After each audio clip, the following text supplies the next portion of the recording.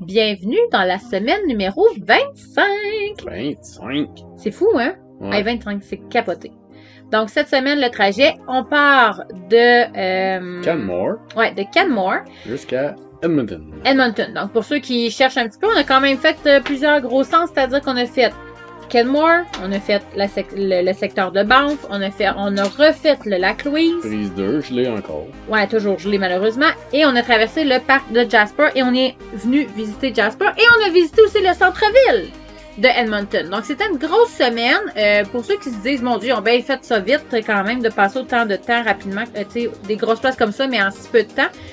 Faut comprendre qu'on est en hiver, donc on est seulement mi-avril. Donc, mi-avril dans les Rocheuses, c'est vraiment comme en plein hiver.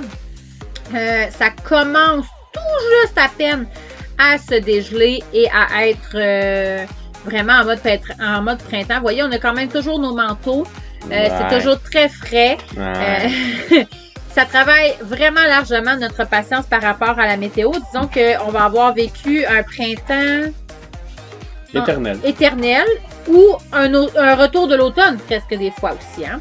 Donc, ça ici, c'est quand je vous ai fait un live cette semaine de Canmore. C'était la première fois qu'on voyait l'eau aussi aqua, émeraude. En fait, la vraie couleur de l'Alberta, finalement, là, des ruisseaux de l'Alberta, c'est ce qui marque. Souvent, on dit, ah, tu sais, voir la couleur dans les Rocheuses, mais c'est vraiment là... à partir de l'Alberta et pas tant en Colombie-Britannique, en fait, qu'on voit cette couleur-là. Du moins, pas en hiver.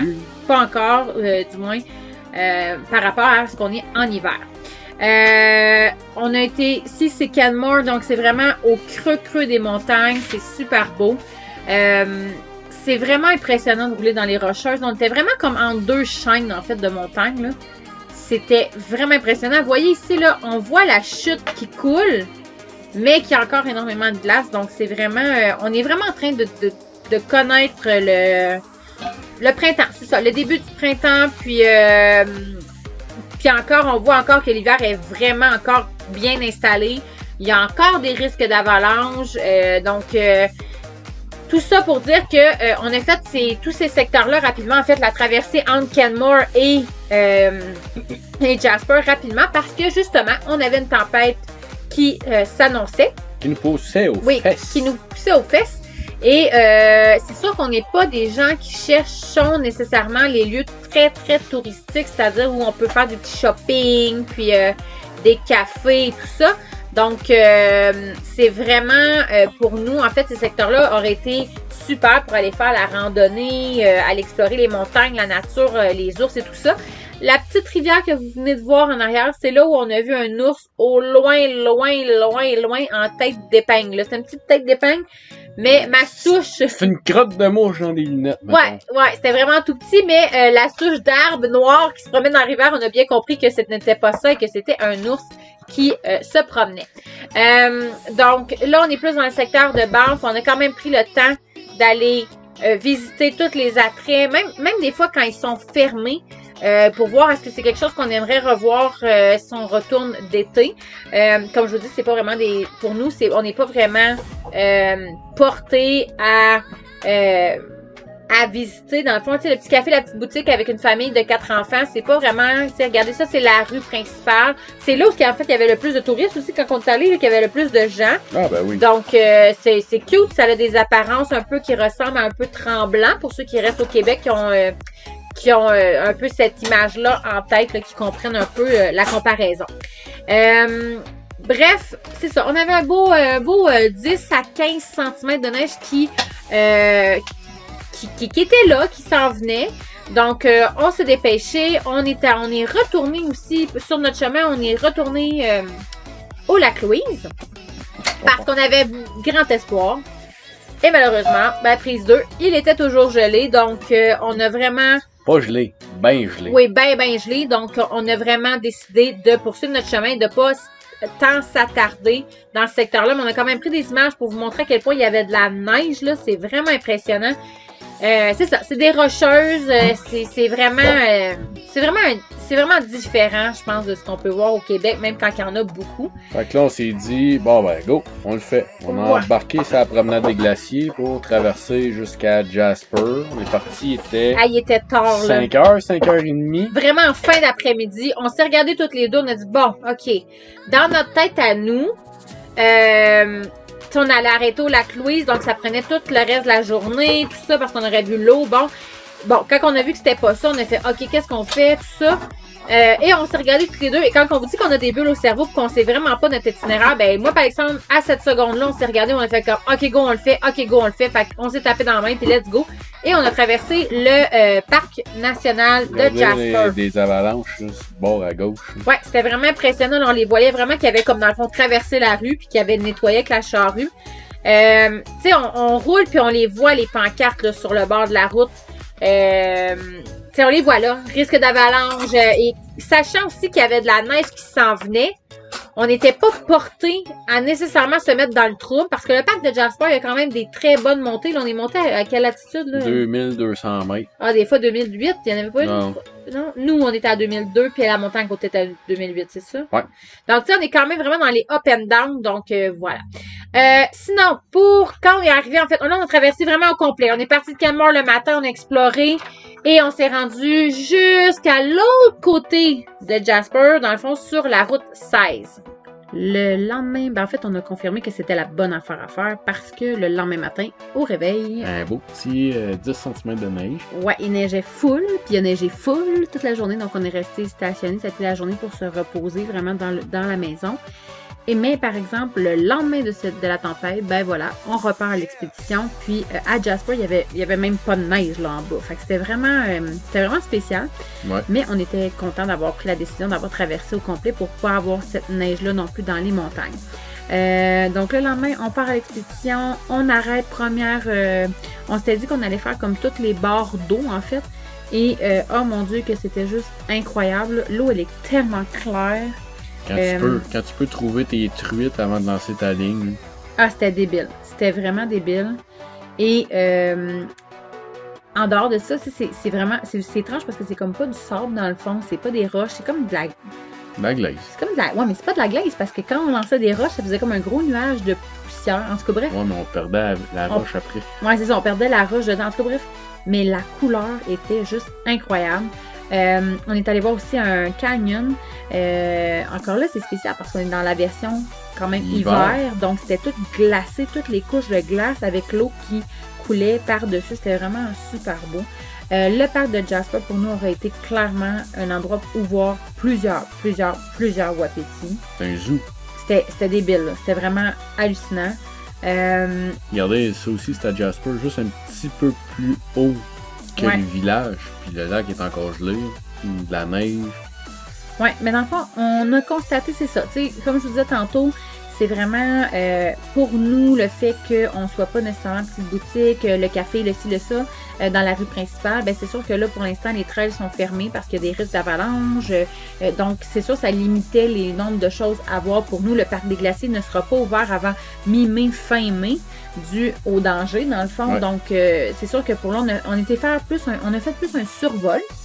Puis, pour revenir durant l'été, puis aller vraiment profiter après ça de la nature. Ce que vous venez de voir là, le rond, c'est de ma façon des fois d'aller chercher les animaux à l'autre bout en photo.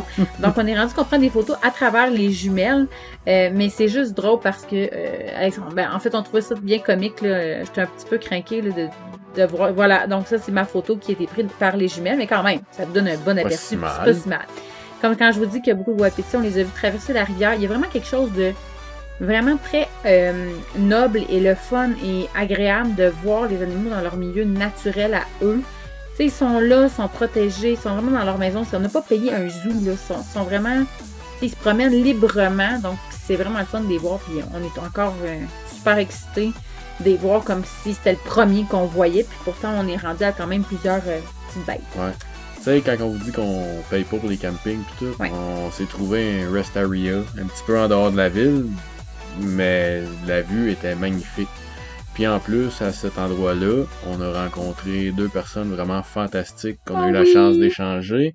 On n'a pas pu mettre de photos parce que On l'a pas perdu, mais j'ai oublié de la mettre, désolé. Mais André et Hélène, des amours sur deux pattes. En fait, c'est des gens qui nous suivent puis qui ont juste pris un guest puis sont venus nous rejoindre. Puis mon Dieu, quelle belle rencontre enrichissante encore là. On voyage tellement pour ces moments-là. Ah, ça a tellement fait du bien cette belle visite-là. Les garçons étaient surexcités. Ensuite de ça, ben c'est ça. Dans le fond, on a continué. Un coup qu'on a fait notre exploration au niveau de Jasper, encore là, les images défilent, ça va vite. On essaie de vous mettre tout le contenu qu'on voit, de vous en mettre le plus possible, mais c'est juste fou la quantité de photos et d'images qu'on pourrait vous mettre. Les kits Kodak. Ouais. On s'en garde pour faire un film éventuellement. Mais non, vraiment, là, on a beaucoup de matériel. Donc, on essaie de vous mettre pour que vous ayez la meilleure idée. Donc, suite à ça, après avoir fait beaucoup de routes, on est encore fait quand même pas mal de routes jusqu'à Edmonton. Ouais, 3 heures. Ouais. Puis là, on a décidé vraiment là, de se camper là pour profiter d'aller voir le downtown, le centre-ville. Super beau centre-ville où l'architecture est vraiment très développée. Vraiment. Et c'est une ville où, en fait, vous allez voir beaucoup de pyramides de verre avec beaucoup de plantes à l'intérieur. C'est vraiment une renommée là, de la place. Donc, c'est dur à décrire. Là. Ça fait plusieurs centres-villes qu'on fait. Puis à chaque fois, il y a un petit quelque chose de différent. Ouais. Là, on a vraiment remarqué l'architecture des bâtiments qui était vraiment travaillée. La place aussi en plein cœur de downtown, dans le fond, qui doit être absolument incroyable l'été avec les festivités. Et là, on a pris un funiculaire. Funiculaire. Une gratuit. Mécanique. Ouais, un escalier mécanique, mais gratuit. Les gars ont trippé ben raide, on l'a fait aller-retour.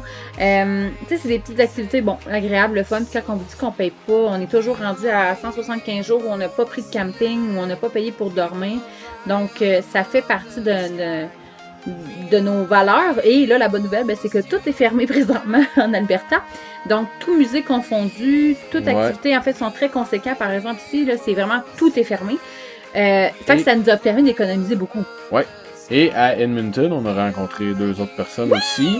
C'est vrai. Guy puis Micheline. Oui. C'est Gabriel qui a pris l'initiative. Hey, il y a une plaque du Québec, on va aller le jaser. On va aller les saluer. On va aller les... OK. Donc, on a pris ce temps-là d'aller les voir. Puis finalement, ça a été une super belle rencontre qu'on a rencontrée après dans le centre-ville aussi en vélo. Ouais. Eux, ils faisaient du vélo. Bref. Croisés au centre d'achat. Ouais, vraiment une belle rencontre. Puis on leur souhaite que du bon pour leur périple à eux. Reposez-vous de notre visite. Oui, oui. Là, ce que vous voyez, c'est le plus gros centre d'achat dans l'Amérique du Nord. En Amérique du Nord, pas dans, mais en Amérique du Nord. Je vous ai mis un paquet de petites images pour vous donner une petite idée parce que c'est juste incroyable. C'est 800 magasins. C'est 500 000 mètres carrés. C'est 22 000 employés. Ouais. 20 000 places de parking. C'est juste hallucinant. Et là, attendez, là, ce qu'il y a à l'intérieur, parce que ce n'est pas seulement que des boutiques, là. Il y a 10 parcs thématiques. Ouais, il y a une ronde. Attends, il y a une ronde. Ah ouais. Il y a un mini-golf. Il y a des labyrinthes, il y a un shooting range, il y a des casinos, un théâtre, un IMAX. Je veux dire, ça finit plus, les grosses attractions. Il y a carrément une piscine à vagues dans le centre d'achat. Je vous le dis, si vous ne connaissez pas ça, allez cliquer le West Edmonton Mall. Allez voir ça, allez fouiller. C'est juste hallucinant. Bon, vous voyez, il y a même des voyons, en français. Des sea lions. Oui, des lions de mer. Donc, qui étaient dans un bassin à l'intérieur. On a confirmé aussi notre choix d'apprécier de voir tout ça dans la vraie nature. Ça a été dur pour nous de se dire, oh mon Dieu, il était quand même dans une piscine. Mais bon, bref, encore là, les enfants se sont amusés dans les escaliers roulants, dans les ascenseurs. Regardez les corridors, tu sais, il y a pratiquement personne. Ah ouais. Puis sur Wikipédia, ils disent que c'est 22 millions de visiteurs annuellement. C'est hallucinant. Le fait de voyager en COVID, par exemple, nous permet quand même de voir des endroits incroyables comme ça, mais d'être seul au monde. Là. Ouais. Et c'est un avantage. Si quand Alexandre parlait tantôt du Rest Area à Jasper, qu'on était comme, tu sais, vous le voyez, l'autobus est complètement, on est tout seul. Sachez que ça, c'est premièrement parce qu'on est en hiver, oui, mais le fait que le COVID est là aussi s'impose pour beaucoup parce que c'est quand même une région où on n'a pas le droit de faire de bonne-docking et on a réussi à en faire et à Canmore et tout de suite en sortant de Jasper. Donc quand même, ça se fait, sachez-le, pour ceux qui veulent le faire. Sinon, il y a des super beaux parcs pour des campings pour faire dodo dans les parcs aussi nationaux. Donc, ça aussi, ne vous inquiétez pas. Regardez, oui, il y avait une arena aussi que je n'ai pas nommée. Et à la fin de cette journée-là, super belle rencontre encore là, un fan d'autobus qui nous a donné Bill. Oui, une super belle épinglette. On a vraiment trippé. Là, Alexandre, il capotait sa vie parce que là, il a tombé sur le nom de sa rue. Yes. La Lesser Road, c'était plus drôle. Et pour terminer notre visite à Edmonton, parce qu'il y avait encore une tempête de neige qui nous empêchait d'avancer, on est allé voir le Elk Island Park, qui est un parc national avec des bisons. OK, sérieux, là? C'est impressionnant. Et là, vous les voyez comme qui paniquent un peu. Le camion en avant de nous avait un moteur... ouais, il était... il grondait, là. Son échappement était modifié. Ouais. Toutes les fois qu'il donnait du gaz, les bisons, ils capotaient. Ils capotaient. Donc, tu sais, c'est ça que la beauté, je trouve, de voir ça dans leur nature. C'est que, tu vois qu'ils sont pas habitués nécessairement d'entendre ces sons-là. C'est pas un zoo, là. C'est vraiment... Eux, c'est leur maison, ils se promènent, puis quand on a la chance, ben, on les voit. Donc, sur ce, ben, on vous souhaite une super belle semaine. On vous laisse avec quelques petits bonus pour vous faire rire un peu. Et on se voit la semaine prochaine. On était tranquille, ces bonus, cette semaine. Oui, mais c'est pas grave, ils sont là pareil. Bonne semaine! Bye!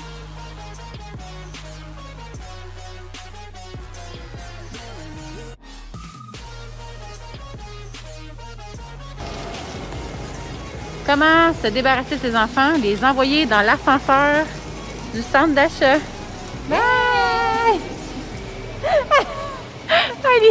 Heidi est en mode panique. Il a comme un petit regard de on va tous mourir.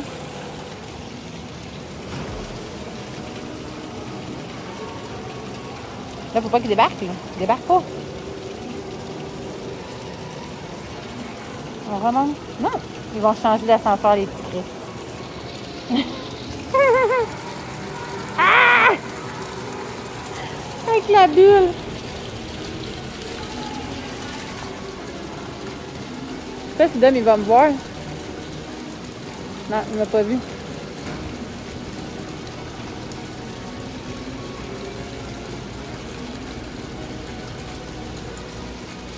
C'est génial pour vrai. C'est comme une gardienne.